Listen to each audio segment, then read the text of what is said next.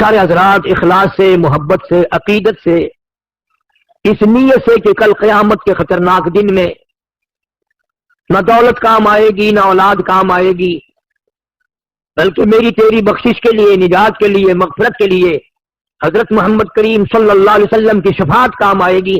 جتنی جس کو زیادہ محبت ہے سرکار مدینہ صلی اللہ علیہ وسلم سے، اتنا ہی بلند آواز سے درود پاک اللہم صلی علی محمد وعلی آل محمد کما صلیت علی ابراہیم وعلی آل ابراہیم انک حمید مجید اللہم بارک علی محمد وعلی آل محمد کما بارکت علی ابراہیم وعلی آل ابراہیم انک حمید مجید۔ محمد کی غلامی ہے سند آزاد ہونے کی، خدا کے دامن توحید میں آباد ہونے کی۔ محمد کی محبت دین حق کی شرط اول ہے، اسی میں ہو اگر خامی تو سب کچھ نامکمل ہے۔ محترم بزرگوں، عزیز دوستو، شادی کی تقریب سعید ہے۔ اللہ پاک جل شانہ محض اپنے فضل و کرم سے اس شادی خانہ آبادی کو مسرتوں کا، خوشیوں کا ذریعہ بنائے، محبتوں اور خوشیوں کے پھول ہمیشہ برستے رہے۔ حضرت محمد کریم صلی اللہ علیہ وسلم کے سنت اور طریقے کے مطابق سب مسلمانوں کو شادی کرنے کی توفیق عطا فرمائے۔ مسلمانوں میں ان موقعوں پہ رسم رواج بن کے رہ گیا، حالانکہ پاک پیغمبر صلی اللہ علیہ وسلم نے 4 بیٹیوں کی شادی فرمائی اور کئی شادیاں حضور صلی اللہ علیہ وسلم کی اپنی ہوئی۔ صحابہ کرام رضوان اللہ تعالی علیہم اجمعین کے بے شمار آپ نے نکاح پڑھائے، صحابہ کرام کی بچیوں کے نکاح پڑھائے، لیکن ہم یہ معلوم کرنے کی کوشش نہیں کرتے کہ اس سردار دو جہاں حضرت محمد رسول اللہ صلی اللہ علیہ وسلم نے اس معاملے میں شادی کے موقع پر کیا طریقہ اختیار فرمایا۔ ساری باتوں کا مدار حضور کریم صلی اللہ علیہ وسلم کی ذات اقدس ہے۔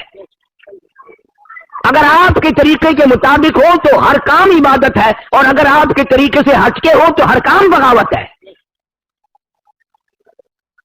لوگوں کا نظریہ یہ ہے کہ جی مرنے کے معاملے میں تو ثواب کے کام تلاش کرو، شادیوں میں کیا ضرورت ہے، شادی جس طرح سے چاہو کرو۔ نہیں، اللہ کے بندے، جب سے انسان پیدا ہوا قبر میں جانے تک اگر وہ محمد کریم صلی اللہ علیہ وسلم کا غلام ہے تو کامیاب ہے، اگر غلامی نہیں تو کچھ بھی نہیں۔ ایک بزرگ کے سامنے کسی نے تربوز مرید نے ہندوانا لا کے رکھا تو علماء بھی موجود تھے۔ اس اللہ والے نے پوچھا بھی یہ ہندوانا توڑ کے کھانا سنت ہے یا کاٹ کے کھانا سنت ہے؟ یوں ہی توڑ لیا جائے یا کاٹ لیا جائے، سنت کیا ہے؟ تو علماء نے فرمایا کہ جی اس کے بارے میں تو تفصیل معلوم نہیں، کتابوں میں یاد نہیں۔ تو فرمایا اسے اٹھا کے لے جاؤ، میں نہیں کھاؤں گا۔ اگر میں توڑ کے کھاؤں اور سنت ہو کاٹ کے کھانا، خلاف ہو جائے گا، اور اگر میں کاٹ کے کھاؤں اور ہو توڑ کے کھانا سنت تو خلاف ہو جائے گا، میں تو کھاتا ہی نہیں۔ یہ اللہ والے حضور کریم صلی اللہ علیہ وسلم کے طریقوں پہ مرنے والے۔ خواجہ معین الدین چشتی اجمیری سب قید رحمت اللہ علیہ اتنے بڑے بزرگ ہیں۔ ایک دن آپ نے وضو فرمایا، ایک مولوی کھڑا دیکھ رہا تھا۔ یہ جو پیروں کی انگلیوں میں خلال کرتے ہیں نا، انگلی مارتے ہیں، اس کو خلال کہتے ہیں۔ تو سنت یہ ہے کہ سجے پیر کی چھوٹی انگلی سے شروع کرو اور انگلی مارتے مارتے انگوٹھے تک جاؤ، اور جب بایاں پاؤں کھبا پیر دو تو انگوٹھے کی انگلی سے انگلیاں مارنی شروع کرو، خلال کرو، چھوٹی انگلی پہ ختم کرو۔ یہ ہے طریقہ۔ خواجہ صاحب نے جب وضو فرمایا اور انگلیوں میں خلال کیا تو दोनों पैरों की अंगूठे से शुरू किया। अब मौलवी, कुदरती बात है, मौलवी चुप नहीं रह सकता। उसने करीब होकर जरा सा कह दिया, हजरत जी गुस्ताखी माफ, ये खिलाल सुन्नत के खिलाफ हुआ, हुजूर सल्लल्लाहु अलैहि वसल्लम के तरीके के खिलाफ हुआ। इतना बड़ा बुजुर्ग, इतना बड़ा अल्लाह वाला, बुरा तो क्या मानते, ये मालूम करके कि हाँ यूं ही मसला है। 40 साल की नमाज दोहराई कि जब वुजू तरीके के सुन्नत के खिलाफ हुआ तो नमाज कैसी? 40 साल की नमाज लौटाई। हम क्या लौटाएंगे? हमारे पल्ले है कुछ लौटाने के लिए? दोहराने के लिए कुछ है? मर्जी आया दीन है, मर्जी आया मसला है। जनाब मदनी करीम सल्लल्लाहु तआला अलैहि वसल्लम की ज़ात अक़दस है, नौजवान सहाबी है, गरीब सहाबी है, मुफलिस सेनादार है, घर नहीं, दर नहीं, पर नहीं, कुछ भी नहीं, कुछ भी नहीं, लेकिन सरकार मदीना सल्लल्लाहु अलैहि वसल्लम के दिल में उसकी बड़ी मोहब्बत है। आपने दरियाए करम जोश में आया, यूं पूछ लिया, ओ मेरी जवान तेरी शादी हुई कि नहीं? अर्ज के या रसूल अल्लाह सल्लल्लाहु अलैहि वसल्लम मेरी शादी कौन करे? मेरे पल्ले कुछ भी नहीं, मेरी तो झोपड़ी भी नहीं, मेरा घर भी नहीं, मेरा दर भी नहीं, मेरे पास कपड़ा भी नहीं, सामान पैसा टका कोई नहीं, मेरी शादी कौन करे? सरकार ने साथ फरमाया, जा फला साहबी के पास दौड़ के जा, उसके पास बच्ची है, मेरी तरफ से जाके पैगाम दे और मैंने तेरा रिश्ता कर दिया। हुजूर करीम सल्लल्लाहु अलैहि वसल्लम का दीवाना दौड़ा दौड़ा गया और जाकर के साहबी के मकान पे खड़े होकर आवाज दी, तुम्हारी बेटी से हुजूर करीम सल्लल्लाहु अलैहि वसल्लम ने मेरा रिश्ता कर दिया। उन्होंने उसको मंजूर फरमा लिया। वापिस आकर हुजूर सल्लल्लाहु अलैहि वसल्लम के पास बैठ गया। आपने फरमाया कुछ तैयारी कर। मैं कहा जी मैंने तो पहले अर्ज कर दिया था, तैयारी क्या करूं? पर नहीं कोई सीख नहीं, मेरे कोई जमनी जिल्ला नहीं है मेरे पास। फरमाया जा उस्मान गनी ज़ुन्नूरैन रज़ियल्लाहु तआला अन्हु से 300 दिरहम कर्ज ले ले, जाकर तेरा कर्ज मैं मुहम्मदुर रसूलुल्लाह अदा करूंगा। अंदाजा लगाओ मुसलमानों, मदनी करीम सल्लल्लाहु अलैहि वसल्लम जिन लोगों की यहां भी जामिन बने वहां भी जामिन बने, उनको क्या कमी है? फरमाया जामिन मैं हूं, मैं अदा करूंगा। 300 दिरहम कर्ज ले आया।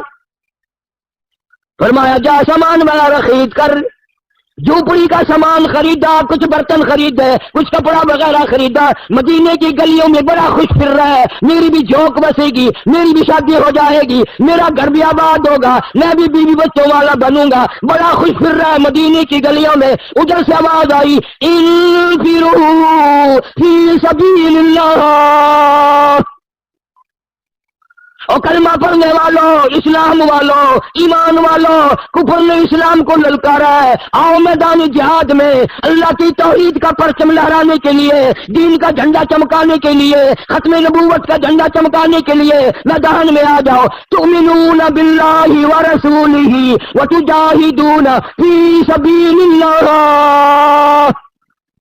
बिअम्वालिकुम व अनफुसिकुम ज़ालिकुम खैरुल लकुम इन कुंतुम तालमून।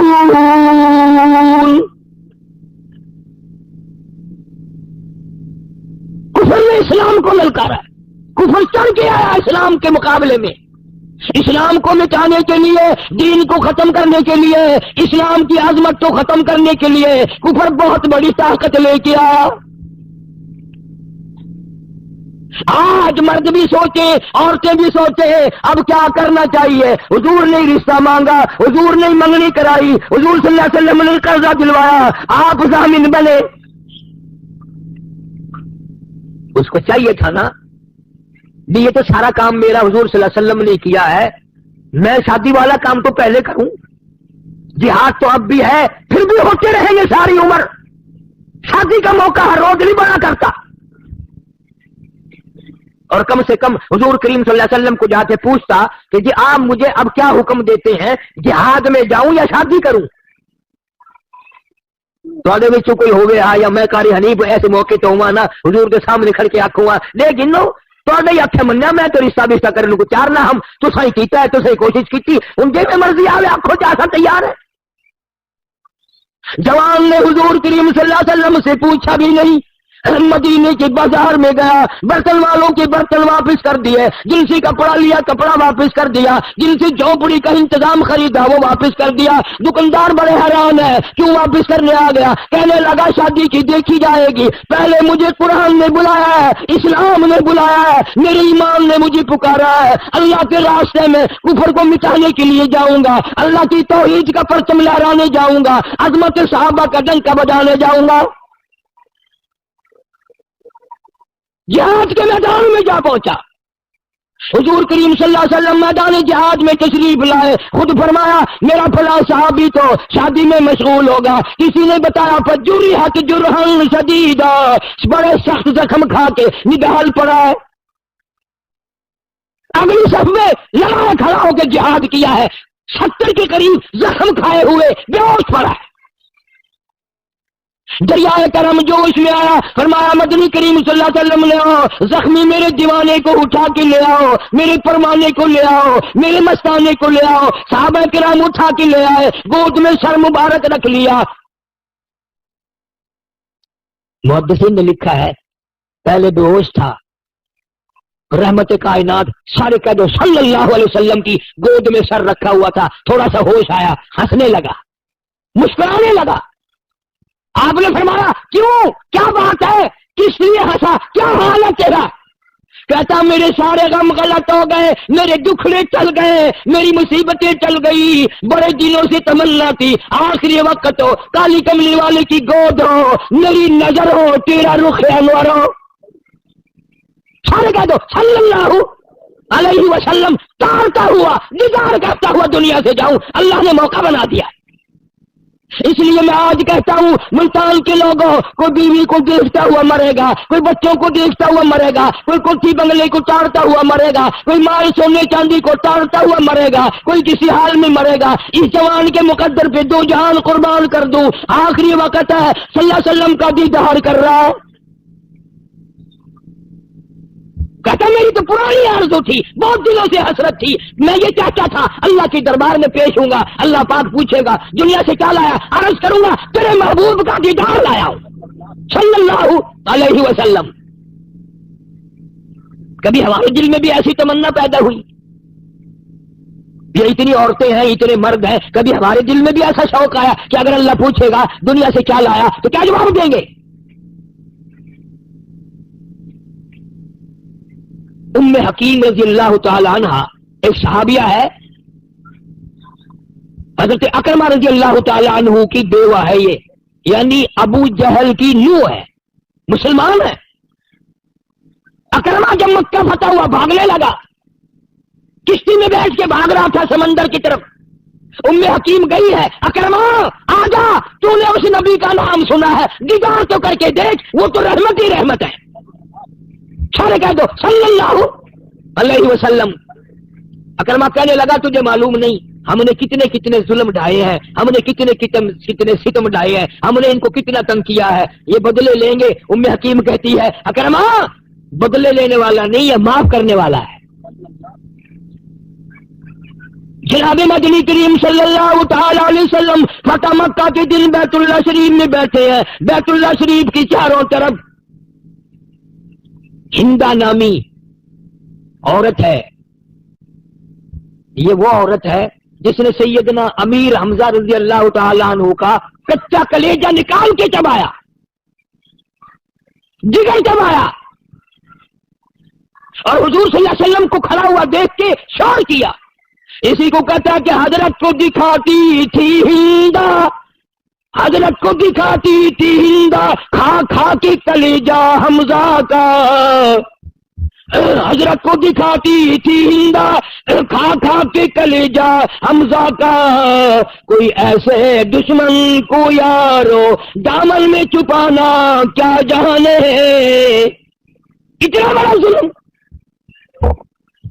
فتح مکہ کے دن کسی صحابی نے اطلاع دی کہ یا رسول اللہ صلی اللہ علیہ وسلم، ہندا چاروں طرف کانپتی ڈرتی گھبرائی ہوئی پھر رہی ہے کہ میں نے تو اتنا بڑا ظلم کر رکھا ہے، میرے لیے کہاں جگہ، میرے لیے کہاں ٹھکانہ مل سکتا ہے۔ رحمت کائنات صلی اللہ علیہ وسلم نے فرمایا جاؤ ہندا سے جا کر کہہ دو جو میرا دامن پکڑے گا میں چھڑانے کے لیے تیار نہیں۔ آؤ جو اسلام میں شامل ہو جائے گا میں نے سب کو معاف کر دیا. پھر حضرت اکرمہ بھی شہید ہو گئے رضی اللہ تعالیٰ عنہ. ام حکیم بیوہ ہو گئی. ایک جنگ ہو رہا ہے, ایک لڑائی ہے, جہاد ہے, ام حکیم بھی اس میں شریک ہے. اور خالد بن سعید رضی اللہ تعالیٰ عنہ ایک صحابی ہے, وہ اس کو کہنے لگا میدان جہاد میں لڑائی کے موقع پر کہ ام حکیم میری ساتھ نکاح کر لے, شادی کر لے. کہنے لگی نکاح سے مجھے انکار نہیں, پر موقع تو دیکھ لے, لہو بہ رہا ہے, لڑائی ہے, جنگ ہے, یہ شادی کا موقع دیکھ لے, میں انکار نہیں کرتی. خالد بن سعید صحابی نے کہا کہ میں اس لیے زور لگا رہا ہوں آج شادی کرنے کے لیے, میرا کل اسی میدان میں اسی جگہ پہ شہادت کا پروگرام ہے, کل میں نے شہید ہو جانا ہے.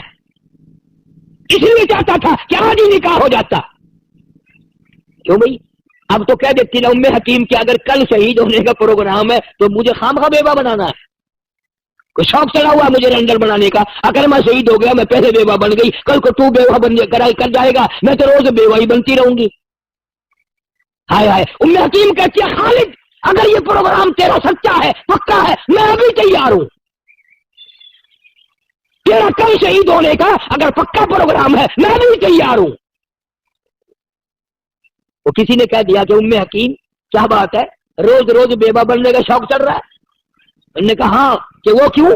کہ وہ اس لیے کہ قیامت میں سب عورتوں کو آواز لگیں گی, اللہ پاک جب مجھے بلائیں گے تو یوں کہہ کے آواز آئے گی, دو شہیدوں کی بیوہ کو بلاؤ, دو شہیدوں کی بیوہ کو بلاؤ. میں آؤں گی, اللہ کی حضور میں حاضر ہوں گی, مجھے دو شہیدوں کی بیوہ کہہ کر کے بلایا جائے گا. پھر نکاح ہوا, رات گزری, صبح اٹھے. اکرمہ کو بھی یہ ام حکیم کہنے لگی کہ آپ کا پروگرام دائیں طرف حملہ کرنے کا ہے یا بائیں طرف؟ تو خالد بن سعید نے کہا کیوں, تیرا کیا مطلب, تو عورت ذات ہے. کہنے لگی نہیں نہیں, میرا پروگرام یہ ہے کہ اگر دائیں طرف آپ کریں گے تو بائیں طرف میں حملہ کروں گی, تاکہ ہمارے پورے گھرانے کا اس میدان جہاد میں حصہ پڑ جائے. ایک طرف آپ حملہ کریں, ایک طرف میں حملہ کروں گی. اب محدثین نے لکھا میاں بیوی نے یکدم حملہ کیا کفر پہ. کیا ان حضرات کی ذہنیت تھی, کیا ان حضرات کا شوق تھا, کیا ان حضرات کے دلوں میں حسرتیں تھی. سلمان فارسی سارے قید رضی اللہ تعالیٰ عنہ صحابی ہے. تم نبی کو نہیں جانتے تو صحابی کو کیا جانو گے؟ نبی صحابی اسے کہتے ہیں جس نے کلمہ پڑھنے کے بعد حضور کریم صلی اللہ علیہ وسلم کا دیدار کیا ہو, زیارت کی ہو صلی اللہ علیہ وسلم. ہمارا عقیدہ ہے, ہمارا ایمان ہے, ساری دنیا کے کتب, ساری دنیا کے غوث, ساری دنیا کے ابدال, سارے دنیا کے ولی, ساری دنیا کے مفتی, ساری دنیا کے قاری, ساری دنیا کے عالم ایک پلے میں رکھو, اور وہ صحابی جس نے حضور کریم صلی اللہ علیہ وسلم کی زیارت کی ہو, خدا کی قسم 1 لاکھ نہیں کروڑ ولی بھی اس صحابی کے شان کا مقابلہ نہیں کر سکتے. اس نے جو حضور کا دیدار کیا ہے, یہ دولت کس کو ملے؟ تو سلمان فارسی رضی اللہ تعالیٰ عنہ نے حضرت طلحہ سے کہا رضی اللہ تعالیٰ عنہ, یار فلاں آدمی کے پاس لڑکی ہے, میری طرف میرے لیے جا کے رشتہ تو مانگ لے, میرے منہ نہیں بات بنتی کہ میں خود مانگوں. اچھا میں جاؤں گا. حضرت طلحہ رضی اللہ تعالیٰ عنہ نے 1 مہینے تک کوئی جواب ہی نہیں دیا.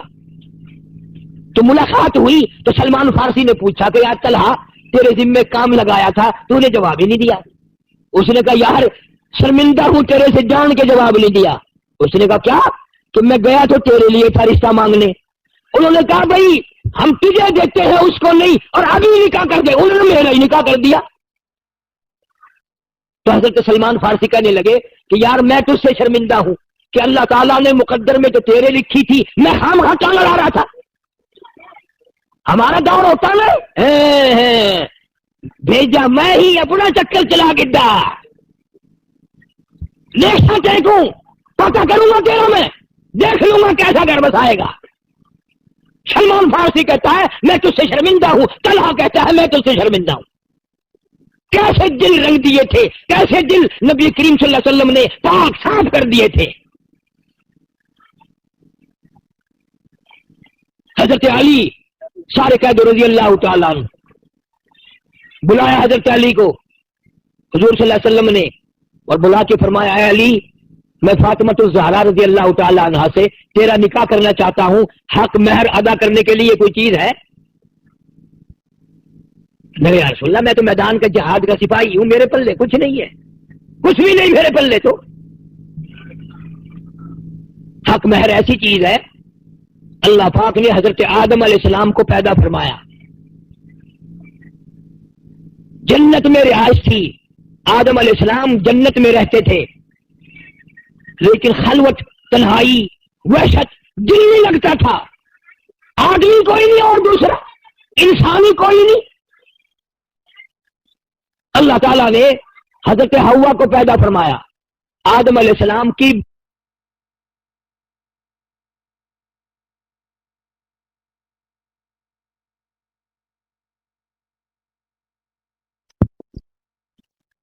اللہ کو قادر مانتے ہو کہ نہیں؟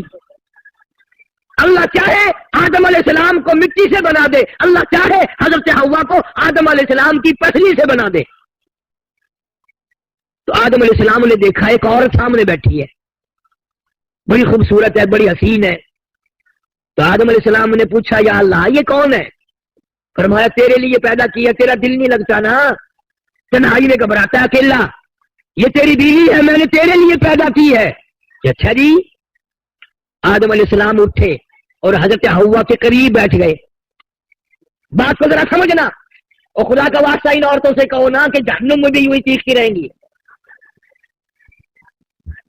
آدم علیہ السلام نے ہاتھ بڑھایا، آواز آئی اے آدم کیا بات ہے کہ میں اس کو ہاتھ لگاؤں گا؟ حکم جو ملا ہے کہ تیری بیوی ہے، تیری گھر والی ہے۔ آواز آئی اے آدم ٹھہر جا، جب تک حق مہر ادا نہ کر دے آپ ساری کائنات انسانی کے ابا ہیں اور یہ سارے جہان کے انسانوں کی اماں ہیں، جب تک آپ حق مہر ادا نہ کر دے ہاتھ لگانے کی اجازت نہیں ہے۔ یا اللہ اس کا حق مہر کیا ہوگا، کیا ادا کروں؟ سونا، چاندی، روپیہ، پیسہ، کپڑا، چیز کوئی؟ فرمایا نہیں نہیں، آپ ساری کائنات انسانی کے باپ ہیں اور یہ ساری کائنات انسانی کی اماں ہے، آپ کا حق مہر یہ ہے کہ یہاں کھڑے کھڑے آپ کا حق مہر ادا ہو جائے گا۔ آدم علیہ السلام اٹھے اور حضرت حوا کے قریب بیٹھ گئے۔ بات کو ذرا سمجھنا، اور خدا کا واسطہ ان عورتوں سے کہو نا کہ جہنم میں بھی یوں ہی چیختی رہیں گی۔ آدم علیہ السلام نے ہاتھ بڑھایا، آواز آئی اے آدم کیا بات ہے کہ میں اس کو ہاتھ لگاؤں گا؟ حکم جو ملا ہے کہ تیری بیوی ہے، تیری گھر والی ہے۔ آواز آئی اے آدم ٹھہر جا، جب تک حق مہر ادا نہ کر دے آپ ساری کائنات انسانی کے ابا ہیں اور یہ سارے جہان کے انسانوں کی اماں ہیں، جب تک آپ حق مہر ادا نہ کر دیں ہاتھ لگانے کی اجازت نہیں ہے۔ یا اللہ اس کا حق مہر کیا ہوگا، کیا ادا کروں؟ سونا، چاندی، روپیہ، پیسہ، کپڑا، چیز کوئی؟ فرمایا نہیں نہیں، آپ ساری کائنات انسانی کے باپ ہیں اور یہ ساری کائنات انسانی کی اماں ہے، آپ کا حق مہر یہ ہے کہ یہاں کھڑے کھڑے آپ کا حق مہر ادا ہو جائے گا۔ 20 لفظ درود شریف پڑھنے سے دیکھو آدم علیہ السلام ابھی بنے ہیں، ہزاروں سال ہے باقی، ابھی آمنہ کے در یتیم صلی اللہ علیہ وسلم کی پیدائش میں تشریف لانے میں شان دیکھو، مرتبہ دیکھو، مقام دیکھو، آدم علیہ السلام کا حق مہر بھی درود شریف بنا دیا۔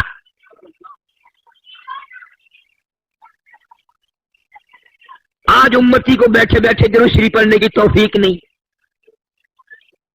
درود پاک کی تسبیح نہیں کرتا، اللہ کا نام نہیں لیتا، حضور صلی اللہ علیہ وسلم سے محبت نہیں کرتا، دل میں چاہت نہیں کرتا، حسرتیں نہیں رکھتا۔ آدم علیہ السلام کا آخری وقت ہے، حضرت عیسیٰ علیہ السلام کو بلایا اپنے بیٹے کو اور بلا کے فرمایا بیٹا جب بھی کوئی ضرورت پڑے، کوئی حاجت ہو، کوئی مشکل ہو، اللہ سے مانگنا، ہر معاملے میں اللہ کو پکارنا، اللہ یہ حاجت روا ہے، اللہ یہ مشکل کشا ہے، سب کی بگڑی بنانے والا وہ ہے۔ کہ اچھا ابا جی، اور فرمایا دعا کے اخیر میں اول میں ایک ایک دفعہ درود شریف پڑھنا۔ حضرت محمد کریم صلی اللہ علیہ وسلم کی ذات اقدس پہ شیشہ علیہ السلام نے پوچھ لیا، ابا جان دعا مانگنا تو سمجھ میں آ گیا، یہ کون ہے جن کی ذات پہ آپ درود شریف پڑھنے کے لیے فرما رہے ہیں؟ فرمایا میرے بیٹے سیس، میں جنت میں رہ کے آیا، جنت میں وقت گزار کے آیا، جنت میں سونے چاندی کی اینٹوں کے مکان ہے، ہر مکان کی دروازے پہ، ہر سونے کی اینٹ پہ، ہر نہر کی پل پہ، ہر درخت کی پتے پتے پہ میں نے محمد کریم صلی اللہ علیہ وسلم کا نام دیکھا ہے، صلی اللہ علیہ وسلم۔ پھر نبی کریم صلی اللہ علیہ وسلم نے حضرت علی شیر خدا رضی اللہ تعالیٰ عنہ کو بلایا اور بلا کے فرمایا حق مہر دینے کے لیے کیا چیز ہے؟ نے کہا جی میرے پلے کچھ نہیں۔ فرمایا یہ زرہ جو ہے، زنجیروں کی کڑیاں جوڑ جوڑ کر ایک کرتا بنایا جاتا تھا، وہ پہن کر پہلے زمانے میں جنگ کرتے تھے، تلوار اثر نہ کرے، تیر اثر نہ کرے۔ فرمایا اے علی یہ زرہ تو تیرے پاس ہے؟ انہوں نے کہا ہاں جی یہ تو ہے، کہ یہی بیچا۔ بازار میں گیا، آگے ایسا کاروباری ملا، ایسا وپاری ملا، ایسا آڑتی ملا، ایسا دکاندار ملا، جناب سیدنا عثمان رضی اللہ تعالیٰ عنہ۔ پوچھا ہے علی بازار میں کیسے خوش خوش پھر رہے ہو کہ آج میری شادی ہے خاتون جنت سے اور یہ زرہ بیچنے آیا ہوں، آؤ سودا کریں گے۔ حضرت عثمان نے سودا کر لیا، 480 درہم میں سودا ہو گیا۔ جب حضرت علی اٹھ کے جانے لگے پیسے بھی دے دیے اور زرہ بھی واپس دے دی۔ اور یوں فرمایا علی نبی کی بیٹی کا سارا خرچہ عثمان دے گا، سارا خرچہ میں ادا کروں گا، اور جو بھی خرچہ ہوگا میرے ذمہ آیا۔ آج تو کسی کی شادی پہ 2 روپے پھینک آئے قیامت تک یاد رکھتا ہے، 5 روپے اگر دے آئے نوندرا یاد رکھتا ہے، تمہیں آج تک پتا نہیں شادی کا سارا خرچہ حضرت عثمان نے دیا۔ یوں ہی تو نہیں غنی کا لقب دیا مدنی کریم صلی اللہ علیہ وسلم نے۔ اور پھر حضرت علی نے جو لا کر پیسے رکھے ہیں ڈھیر لا دیا، تو آپ صلی اللہ علیہ وسلم نے پوچھا یہ زرہ بھی لے آیا اور اتنے سارے پیسے بھی لے آیا؟ حضرت علی نے عرض کیا جی ایسا تاجر ملا، ایسا دکاندار ملا، ایسا آڑتی ملا، ایسا کاروباری ملا، اعلان کر دیا خاتون جنت کی شادی ہو خرچہ میرا ہوگا۔ آپ صلی اللہ علیہ وسلم ان پیسوں کو الٹ پلٹ کر رہے ہیں اور خوش ہو رہے ہیں اور یوں فرما رہے ہیں عثمان آج کے بعد تجھے کوئی عمل نقصان نہیں دے سکتا۔ عثمان وہ ہے، کتنا بڑا سخی ہے عثمان۔ ابن عباس رضی اللہ تعالیٰ عنہ فرماتے ہیں میں نے حضور کریم صلی اللہ علیہ وسلم کو خواب میں دیکھا کہ آپ ترکی گھوڑے پہ سوار ہیں، بڑا اعلیٰ درجے کا لباس زیب تن فرمایا ہوا ہے اور اجلت میں ہے، جلدی میں ہے۔ تو ابن عباس کہتے ہیں میں نے عرض کیا یا رسول اللہ صلی اللہ علیہ وسلم تشریف رکھو، بہت دنوں میں زیارت ہوئی۔ فرمایا مجھے بڑی جلدی ہے، عثمان کا آج ایک جنت کی حور سے میں نے نکاح پڑھانا ہے۔ حضرت عثمان کا جنت کی حور سے نکاح پڑھانا ہے۔ کیوں؟ آپ نے فرمایا اس لیے کہ مدینے میں قحط تھا، کال پڑا ہوا تھا، مدینے کے لوگ بھوکے مر رہے تھے، 100 اونٹ حضرت عثمان کے غلے کے آئے ملک شام سے اور مدینے کے بازار میں لا کے بٹھا دیے، غلہ اتارا، مدینے کے دکاندار آئے۔ اللہ ہر مسلمان کو مدینے پاک کی زیارت نصیب فرمائے اور مدینے کی موت عطا فرمائے، مدینے میں قبر کی جگہ نصیب فرمائے۔ 100 اونٹ غلے کے لدے ہوئے مدینے میں آئے، غلہ اتارا، مدینے کے دکاندار آئے، مدینے کے تاجر آئے،